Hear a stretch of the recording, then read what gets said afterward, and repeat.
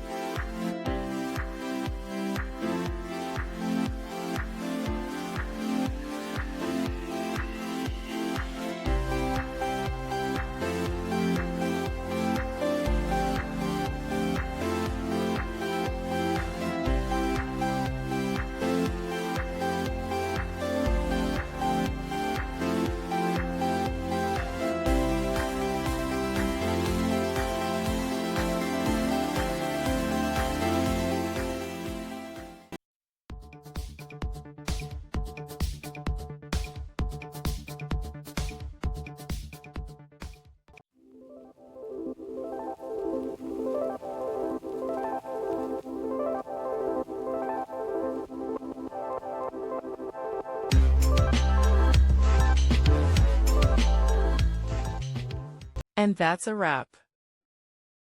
I hope you found the answer you were looking for. If you did, take a second to hit that subscribe button. It really helps out. And let me know in the comments which solution worked best for you.